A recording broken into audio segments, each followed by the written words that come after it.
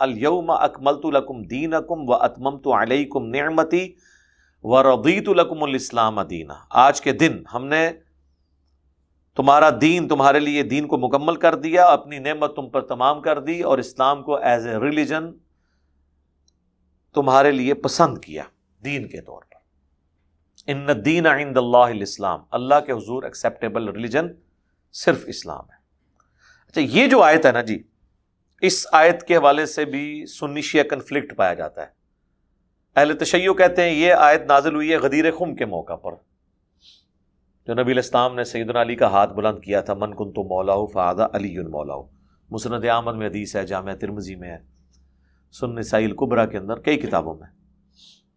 اور وہ کہتے ہیں دین مکمل ہونا یہ تھا کہ نبی علیہ السلام نے اللہ تعالیٰ کے کہنے پر وصی مقرر کر دیا تھا حضرت علی کو. اللہ کا شکر ہے کہ یہ وہ کلیم غدیر خم کے بارے میں کرتے ہیں. اس کی وجہ سے ان کا جو یہ کلیم ہے نا وہ کمزور پڑ جاتا ہے. اس کی وجہ یہ ہے کہ حجۃ الوداع میں جو پبلک گیدرنگ تھی وہ تو تھی میدان عرفات کے اندر اور منی کے اندر. وہاں کے خطبوں میں تو آپ کو قرآن کا ذکر ملتا ہے. صحیح مسلم میں اپنے باپ وہ چیز چھوڑ کے جا رہا ہوں جسے پکڑ لو گے مضبوطی سے گمراہ نہیں ہوگے، وہ اللہ کی کتاب ہے. حاکم میں ایک حسن درجے کی روایت ہے، کتاب اللہ اور سنت. ترمذی میں ایک روایت ہے جس کی صحت میں اختلاف ہے، اس میں قرآن اور اہل بیت کا ذکر ہے، اور آگے ذکر ہے کہ یہ قیامت تک کٹھے رہیں گے. لیکن وہ قرآن اور اہل بیت ایک جنرل ہے کہ قرآن پکڑنا ہے، اہل بیت کے ساتھ اس نے سلوک کرنا ہے، جس طرح کہ غدیر خم پہ فرمایا. جو مسلم شریف میں اوپر تلے 4 حدیث ہیں کہ 2 بھاری چیزیں چھوڑ کے جا رہا ہوں، ان میں پہلی چیز اللہ کی کتاب ہے، اس میں ہدایت ہے، نور ہے، یہ اللہ کی رسی ہے، تم اسے پکڑو، جو اسے پکڑے گا ہدایت پہ ہوگا، جو چھوڑ دے گا گمراہ ہو جائے گا. دوسری چیز میرے اہل بیت ہیں، اہل بیت کے معاملے میں تمہیں اللہ کا خوف دلاتا ہوں. 3 دفعہ نبی علیہ السلام نے فرمایا. اتنا حصہ تو مسلم شریف کے اندر ہے. بہرحال سنی شیعہ دونوں متفق ہیں کہ غدیر خم پہ نبی علیہ السلام نے حضرت علی کے لیے فرمایا من کنت مولاہ فہذا علی مولاہ. جس کا مولا میں اس کا مولا علی، جس کا سرپرست میں اس کا سرپرست علی، جس کا جگری یار میں اس کا جگری یار علی. یہ سارے معنی درست ہیں. شیعہ ایک سٹیپ آگے جاتے ہیں، وہ کہتے ہیں اس سے کنکلوژن یہ نکلتا ہے کہ وصی رسول حضرت علی ہیں. ہم کہتے ہیں اگر وصی رسول حضرت علی ہوتے تو حضرت علی شیر خدا اپنی جان دے دیتے اور رسول اللہ نے جو ان کی ڈیوٹی لگائی تھی اسے پوری کرتے، جس طرح جمل صفین نہروان میں پوری کی ہے، اور اپنا حق کسی کو دینے نہ دیتے. میں نے تو نہج البلاغہ سے خلفائے ثلاثہ کی شان میں حضرت علی کے خطبات پیش کیے. تو وہ کہتے ہیں اس موقع پہ دین مکمل ہوا ہے اور وصی رسول اناؤنسمنٹ کر دی. تو اس پہ مولانا اسحاق صاحب نے ایک بڑا ٹروتھ ریویل کیا تھا، اور میرا جو ان سے انٹرویو ریکارڈ ہے 40 کوسچنز ود مولانا اسحاق 23 مارچ 2012 کو، اس میں انہوں نے کہا تھا میں اپنے شیعہ دوستوں سے بھی کہتا ہوں کہ نبی علیہ السلام نے اگر اپنے بعد کسی کو خلیفہ نامزد کرنا ہوتا تو آپ نے حجۃ الوداع جہاں پہ ساری پبلک جمع تھی وہ موقع آپ نے کیوں مس کیا ہے، اور غدیر خم کا انتخاب کیوں کیا؟ غدیر خم تو مکے سے مدینے واپس آتے ہوئے ایک پانی کی جگہ تھی، اور وہاں پہ صرف اہل شام اور اہل مدینہ تھے، باقی سب لوگ اپنے اپنے علاقوں میں جا چکے تھے. ان لوگوں کو تو حضور نے حجۃ الوداع پہ کہا میں قرآن چھوڑ کے جا رہا ہوں. وہاں آپ نے کیوں نہیں کہا کہ میرا وصی یہ ہے؟ آپ بھی کہہ رہے ہیں غدیر خم پہ کہا، ہم بھی کہہ رہے ہیں غدیر خم پہ. تو انہوں نے کہا کہ غدیر خم پہ اس لیے کہا کہ یہاں پہ اہل شام اور اہل مدینہ تھے. اہل مدینہ افیکٹی تھے، اہل شام اہل مدینہ پہ چڑھائی کرنے والے تھے. واقعہ حرہ میں اہل شام نے مدینہ پہ چڑھائی کی. حضرت علی کی بغاوت جو کی اہل شام نے کی جنگ صفین میں. تو ان کو ڈرانا مقصود تھا اور ان کو بتا دیا کہ میرے اہل بیت کے ساتھ اس نے سلوک کرنا. میں تمہیں اپنے اہل بیت کے معاملے میں اللہ کا خوف دلاتا ہوں. حدیث سکران مختصر میں اس کے بارے میں عرض کروں. بعض لوگوں میں یہ بھی ہے، انہوں نے روایتوں میں درج کر دیا کہ یہ حجۃ الوداع کے موقع پر بھی آپ نے یہ بات کہی، مگر وہ نہیں درست بات. ہاں، یہ صحیح صرف یہ کہ غدیر خم کے موقع پر ہی آپ نے یہ بیان فرمایا. اور اس سے ہمارے جو شیعہ دوست استدلال کرتے ہیں اس پر میں نے ان سے کئی بات کہا کہ اگر موقع اس بات کا کہ اہل بیت سے بھی تمسک کرو یا یہ خلافت کا معاملہ، تو یہ میدان عرفات میں آپ کرتے جہاں سارا عرب جمع تھا وہاں بیان کرتے. اب وہ سارے لوگ کوئی یمن کو چلے گئے، کوئی عراق کدھر چلے گئے، ادھر تو شام والے یا مدینہ والے ہی آئے، ان کے سامنے آپ نے یہ خطبہ دیا، وہ موقع آپ نے کیوں مس کر دیا جب ساری امت وہاں جمع تھی؟ وہ وہاں یہ ہدایت فرماتی، وہاں جو صحیح حدیث وہ آپ دیکھتے ہیں صحیح مسلم میں، ابو داؤد میں، آپ نے صرف کتاب اللہ کا کہا کہ میں تم میں ایک چیز چھوڑتا ہوں جس سے ہاں چلو جو ہے نا سنت وغیرہ کا وہ بھی حاکم وغیرہ کی روایتیں بس سارے ہی دیتے ہیں نا، کوئی نہیں، اصل بات جو تھی میں نے کہ تم میں کتاب اللہ چھوڑ رہا ہوں، اس کو پکڑ کر رکھو گے تو گمراہ نہ ہو۔ یہ جو خطبہ غدیر کا، اس میں بھی جو ہے نا تمسک کی بات کی، ہدایت لو اور نور ہے، وہ سارا قرآن کے بارے میں، اہل بیت کے بارے میں آپ کی بات ٹھیک ہے، آپ نے صرف نا حسن سلوک کی بات کی، اللہ تعالیٰ نے آپ پر منکشف کر دیا تھا کہ بعد میں لوگ ظلم کریں گے، اذکرکم اللہ فی اہل بیت، یہ بات کہی کہ میں تمہیں اللہ کا خوف دلاتا ہوں، میرے اہل بیت کے بارے میں غلط طرف سے اختیار نہ کرنا۔ ہدایت کی بات جو نا جہاں آتا نا بعد رہتا ہوں یہ میرے اہل بیت مسو کرو، وہ بھی نہیں صحیح ثابت ہوئی، نہیں بات جو نا ٹھیک کرنی چاہیے۔ ہاں کتاب جو ہے نا ہدایت کے لیے وہ اللہ کی کتاب ہے، بات باقی جو ہے نا کہ ان کے ساتھ ایک سلوک کرنا۔ پھر ساتھ اس کے جو آتا کہ حضرت زید نے جب یہ بات بیان کیا، لوگوں نے پوچھا اہل بیت کون ہے؟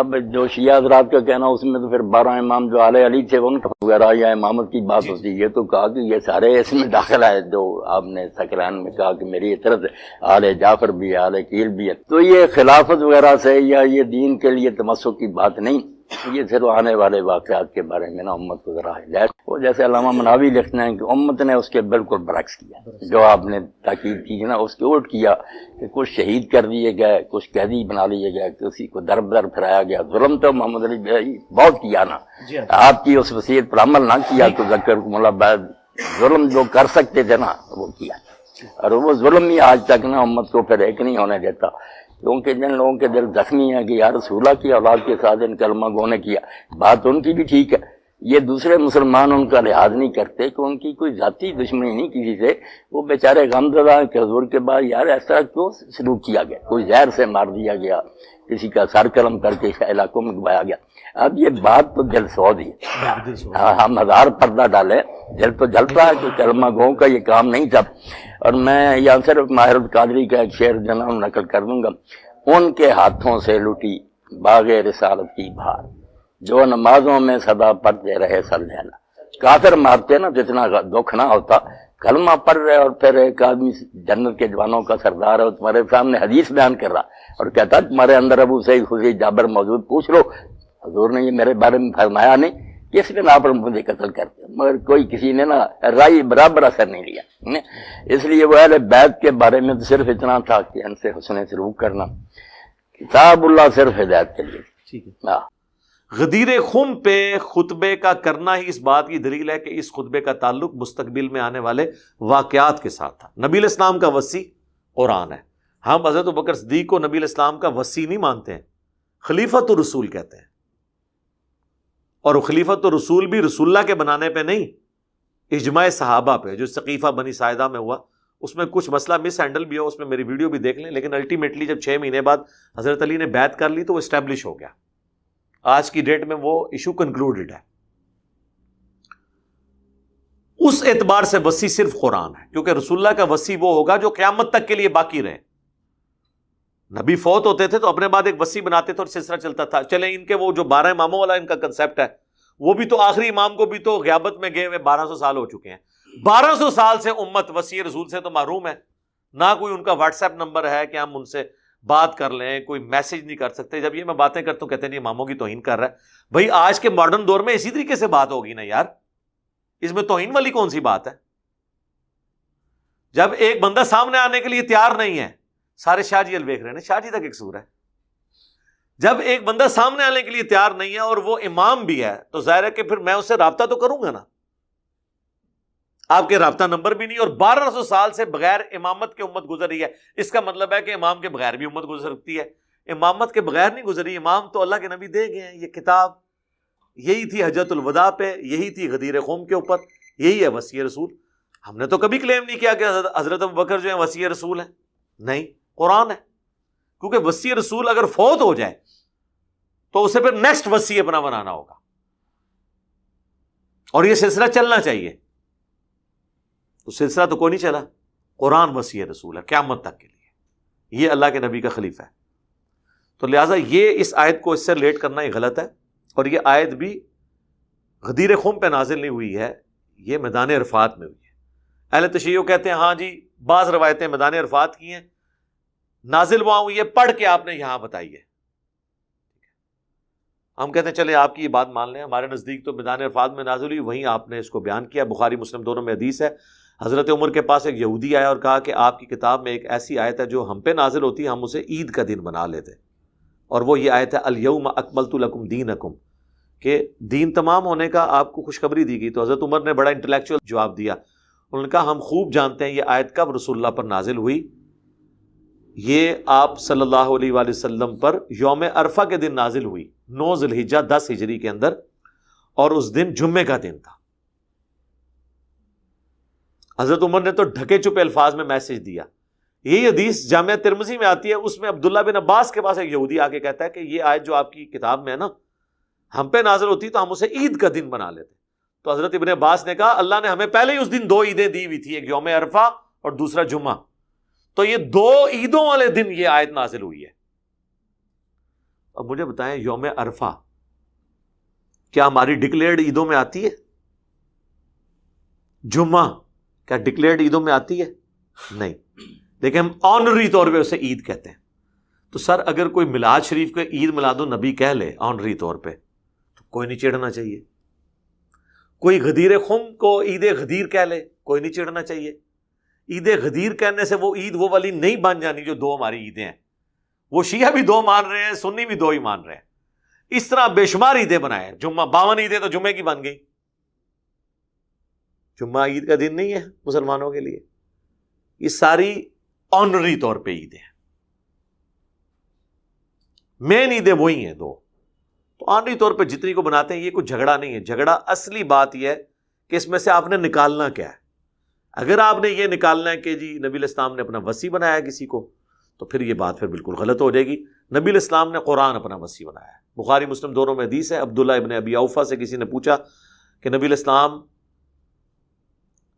نے کیا وصیت کرنا امت پہ لازم کیا تھا؟ انہوں نے کہا کہ نبی الاسلام نے ہمیں قرآن پہ چلتے رہنے کی وصیت کی تھی۔ صحیح بخاری میں آتا ہے حضور کی وفات والے چیپٹر میں، سیدہ عائشہ کو کوئی آ کے کہتا ہے کہ لوگ تو یہ بات کر رہے ہیں کہ حضرت علی کو رسول اللہ نے اپنا وصی بنایا تھا۔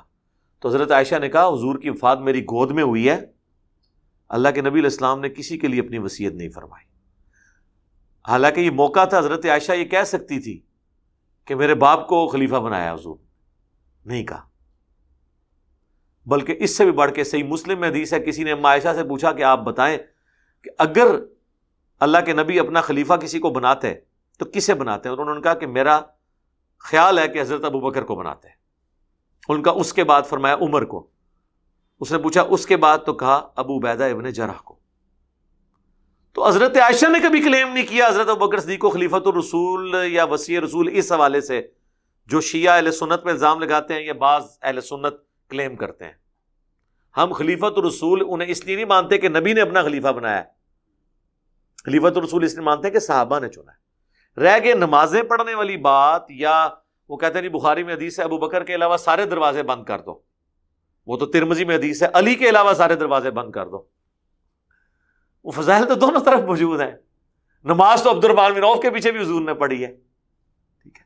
اشارے ہونا، یہ میں بھی مانتا ہوں کہ جو غالب چیز یہ ہے کہ نبی علیہ السلام اگر اپنا وصی بناتے ہیں تو حضرت علی کو نہ بناتے ہیں، اس کی وجہ ہے کہ حضرت علی تو حضور کے بچوں کی مانت تھے، تو اس میں یہ ایک عنصر آ سکتا تھا خلافت و ملوکیت والا۔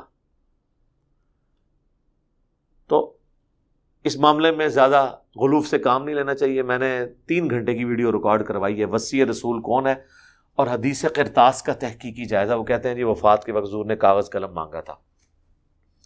تو آج تو وہ ٹاپک نہیں ہے، ورنہ تو یہ 3 گھنٹے اسی آیت کے اوپر لگ جائیں۔ میں نے ایک اجمالی گفتگو اس حوالے سے کر دی ہے۔ اللہ تعالیٰ سے دعا ہے جو حق بات میں نے کہی اللہ تعالیٰ ہمارے دلوں میں راسخ فرمائے۔ اگر جذبات میں میرے منہ سے کوئی غلط بات نکل گئی تو اللہ تعالیٰ ہمارے دلوں سے اسے دھو ڈالے، ہمیں معاف بھی فرما دے، ہمیں کتاب و سنت کی تعلیمات پر عمل کر کے دوسرے بھائیوں تک پہنچانے کی توفیق عطا فرمائے۔ سبحانک اللہم و بحمدک، اشہد ان لا الہ الا انت، استغفرک و اتوب الیک، وما علینا الا البلاغ المبین۔ جزاکم اللہ خیرا۔